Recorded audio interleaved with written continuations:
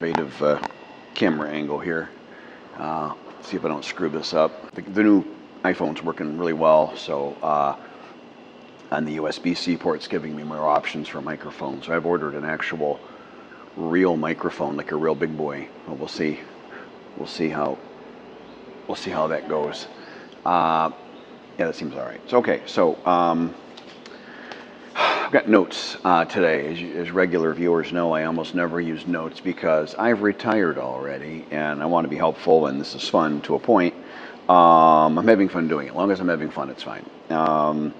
But this is a little more specific kind of content, and I kind of want to keep it in a certain pattern. I mean, I actually, as I say that, I just sat down and let my thoughts stream, and it came out in exactly the order I really like and I'm happy with. But now I got to worry about repeating the damn thing. So maybe I shouldn't have wrote it down. I don't know. Maybe I should learn proper English. Anyway, so saving face and long-term value. I've been sitting on this one for a while. I've been just letting this kind of percolate in the back of my head. These are I think, the two largest factors that will dictate your long-term success here in finding and maintaining a relationship with a nice, real, actual person that cares for you versus someone that really just wants to extract money from you and move on. Actually, this morning with Fawn, I told her that there's a common sentiment here. A lot of viewers have heard this already, but you're sort of best off in this part of the world if you could get a Philippine woman and then live in Thailand. You get the best of everything. And I guess there's some guys that have done that. That's interesting. It'd be kind of funny to flip the language barrier on the lady. I wonder how quickly a Philippine woman can learn Thai. I wonder, if that's now super hard for them, or if they're little linguistic geniuses over here, all of them. I don't know. The way Thai women learn English so quickly, and it's obviously not easy for them. It's got to be roughly the same as Thai is for me. I mean, well, going from a non-tonal to a tonal, I still think, to me, maybe I'm way off, but that seems like about the dumbest thing you could try to do. It's pretty freaking hard, although I love it, but Anyway, so how does this work? Why would you care? What's the point? What's the matter? What's the deal? So first thing, I'm going to start with saving face, and we'll that kind of leads into the long-term value kind of organically, I think. Ties are always saving face. If a guy has a good job or a bad job, he's got some way in his mind of rationalizing that and presenting that to his friends and people in his little corner of the world here in Thailand, where he's saving face. That will be projected and said, and they may not believe him, but he'll say it in a way that allows him to save the most amount of face possible. If you think I'm wrong about that, which you are welcome to think, I would encourage you to take a look and talk to some Thais. If you want to talk to some long-term expats and get a view, that's great. Find somebody who's actually like absorbed into the culture a bit. Like if you've sat on a bar stool for 15 years, it doesn't necessarily qualify you for a whole lot. I'm sorry, but true, right? Maybe I'm a little testy today. I feel like I'm in a good mood though.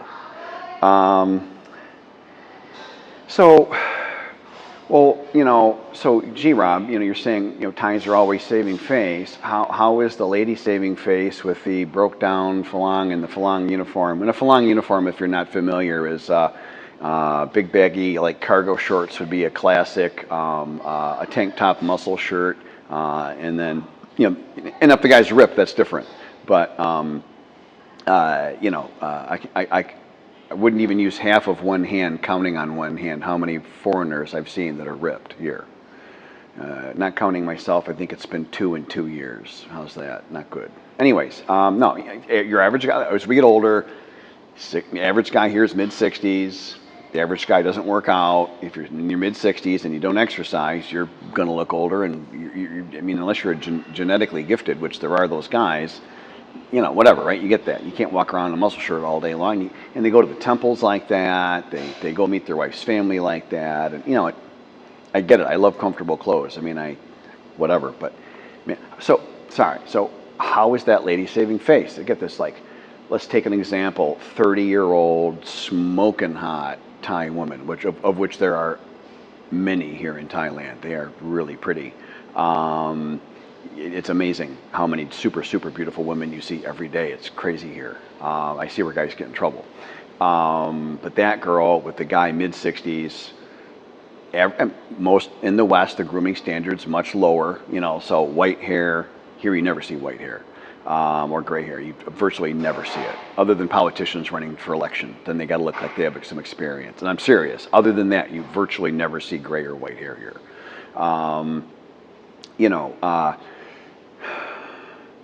You've got this guy that doesn't look so hot. Okay, hair coming out of his ears, out of his nose, not shaved. He shaves every 3 days because he's retired. I totally doesn't make someone a bad person, but to the Thai standard, how is she saving face with that? She's going to save face by telling her friends, yeah, he gives me a lot of money. It's all money. I need him for the money. He's all money to me. He's money. He's money only to me. I don't know that many foreigners here that well. And I only know so many Thai women well enough to know that if they're scamming a guy, that it would come out in front of me, or they'd actually tell me, or whatever, or somebody else would tell me, okay? And I've seen pretty regularly, pretty regularly, women talking about how, yeah, they're just this dumb foreigner, he's the buffalo, I'm just milking him, and once he's done. And I've told the story once before. I was in a room with a couple of Thais. I was the only foreigner in that room, and the one woman says to another woman regarding her foreign husband, who was not in the room, and he wouldn't have understood it anyways, yeah, I don't have to care about him anymore because I've already gotten all his money. His pensions have gotten smaller. Other countries, their pensions reduce over time. I didn't know that at the time. And his pensions have kind of mostly run out, and all his money in the bank's pretty much empty now. So now I just kind of don't worry about him anymore. He can, whatever. I don't care. And then she cut off privileges to him, and so to speak, and all that. And he's, he could stay or not, I guess. That's that. So, and that was her way of saving face, of saying how much money she had already gotten from him, and how now she didn't need to care, because she was significantly more attractive physically than the guy. The guy was kind of unfortunately a bit of a poster boy for just not any self-care. Like, even by Western standards, it's like, some point it's like, geez, dude, could you, like, I don't know, shave once a week and maybe get a haircut once in a while? Or, I mean, it looks like that grooming scene from the first Dumb and Dumber movie, after they were done being homeless or whatever the heck they were, and they go and they find their briefcase full of money and they go get cleaned up. I mean, he needs like that. I mean, it's like, geez, man, but whatever. But saving face. So that's how she was saving face. But so that's like a negative way. They will save face on you if you don't do it for them or help them or enable them in some positive way. Now, you do it in a positive way. I've bought into this. This has worked extremely well for me. It's not for everybody.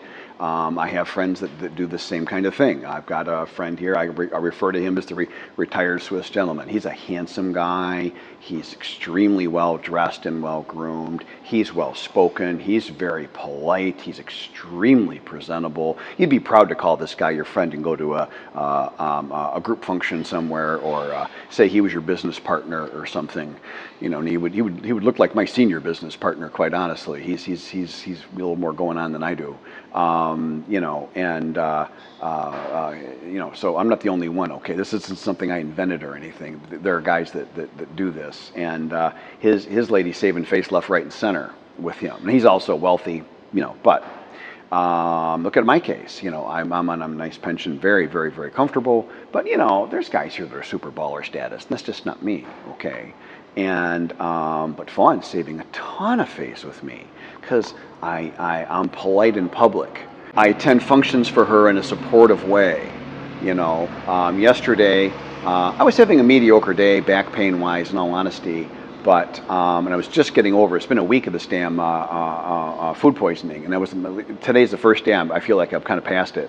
Yesterday I was like 90% past it, but I was still hanging on tough. It's like, son of a bitch, this thing is not going to go away. But she needed me. She had this big thing, meeting the parents for her students, and so there were some older guys coming in to check out her class, and she really wanted the Thai husband, that would be me, to be there. And so I put on some nice clothes, nothing crazy, but nice stuff. And I sat there and read a book. and smiled and bowed once in a while, and that was about it. Okay, and I think I did a little bit of the driving and such, whatever. Okay, a little bit of help, and she thanked me probably 6 times for that yesterday, 6 or 7 times. She thanked me for that. So I'm supportive, publicly supportive of her. And then of course she's got 2 male children. Kiss of death for dating. A Thai man absolutely will, pretty much you could say never accept a woman with 2 male children from another man. There's like they just won't do it. And she's got me. Now I'm quite a bit older than her, which is a negative.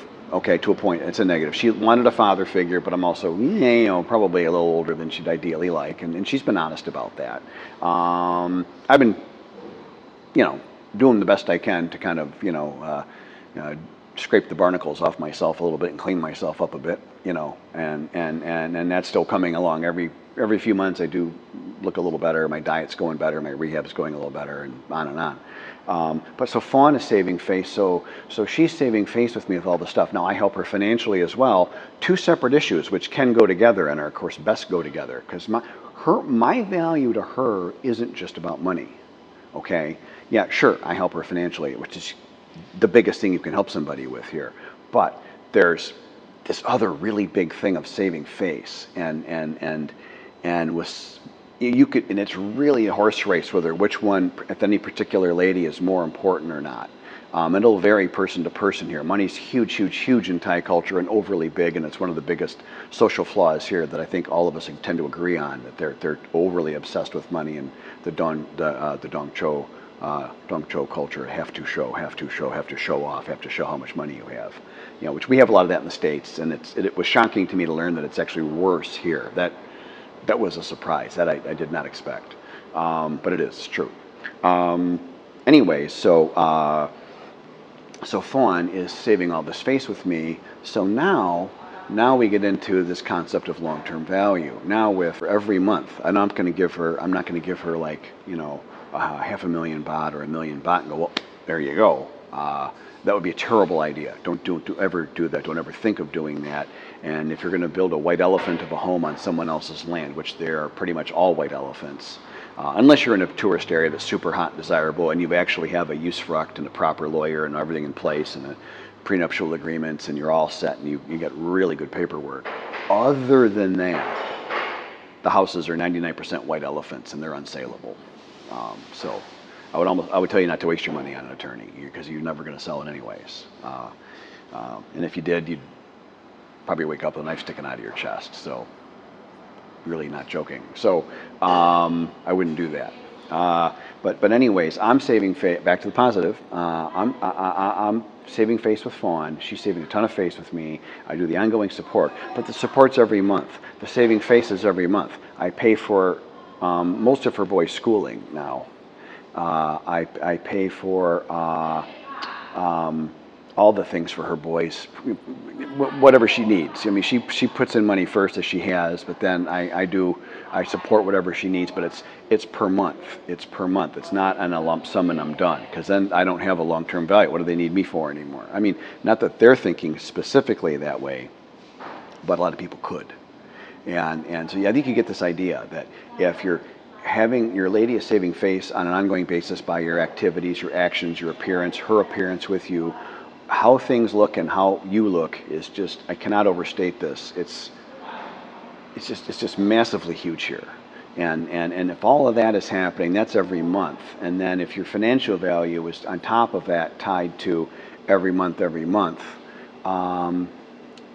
now you get to be pretty safe, because there's really no incentive to get rid of you or to upgrade from you. Particularly if you've picked someone that is somewhat appearance and age appropriate based on the Thai culture here. If you keep your age difference to, generally, I'm 22 years older than Fawn, so I've slightly bent this rule, but generally 20 years and less. Keep the age difference to 15 to 20, 10 to 20 years, whatever. And you don't need to have super young lady anyways. You can find women 45, 50 that are very attractive, and the Thai men are totally not interested in them. So, even very pretty women in their early 30s, but with children from another man already, the only offers they tend to get are geeking. Nobody really wants to marry them, and they save much more face by a marriage than by geeking. The geeking is looked down upon. They get gossiped by their neighbors and family members. They do it because they want the money, but it is looked down upon, and that's saving face or not saving face all that well with that. All they can brag about how much money they're getting for it, which you get where this is going. So.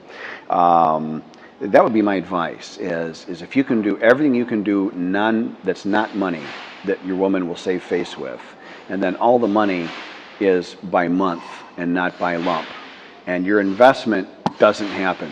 Don't go and generally build a house on someone else's land. I am going to eventually do that with Fawn, but I've known her a long time already, and I'm doing it on a very particular basis. And she has an enormous amount of incentive not to get rid of me because her entire family cares about me now, and I help everybody, and everybody is saving face with me. And her I think that I feel like the general consensus is that she'd have a very hard time doing this well again with the relationship, and so she's pretty heavily emotionally invested in this, as am I. I really care for her. She's very sweet. She's a lot of fun. She's very playful and funny. She's a very expressive, pretty little face that makes me laugh every day. She makes all her little faces and gestures about things, and it's a lot of fun for both of us. So it's a great way to spend my retirement. It's just, and she's again, as I've said, she's a fantastic caregiver, and I need a lot of care. I've got so many problems physically. She's really like a private nurse for me, which is really what I need. So it's fantastic. But anyway, so I feel quite good about all this because. This never goes away. These are all things that just they go on and on and on into perpetuity. They don't go away. And as I go on every few years, my pensions are going to be going up. I'm not going to elaborate on all that on the channel, but I'm in a situation where I'll be doing better every year, every 2 years, every 3 years. There'll be a noticeable 10-20% bump every so often. Then that's shouldn't ever run out. That should keep going. So.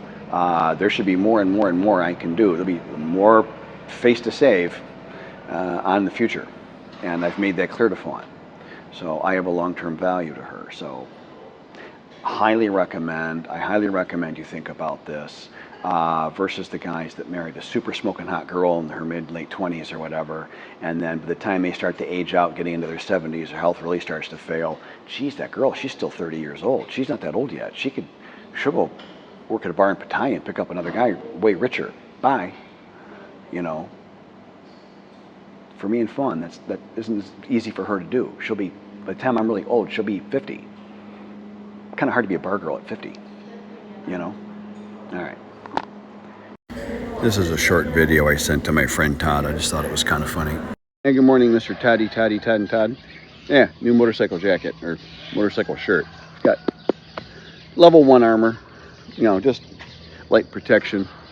Bike's just looking killer. Look at that. See, the bronze doesn't show up that well in the video, but it's really, really pretty. Should have done it a little more here, and probably about 2/3 or 3/4 of it in there, but I don't know. I think a new motorcycle's calling my name. I think next year I'm going to get real serious about looking, and probably not this, but next Christmas. That's my Christmas baby. All right. Love you. I miss you. My name is Rob, and thank you for supporting my YouTube channel. I meant every word I just said with respect.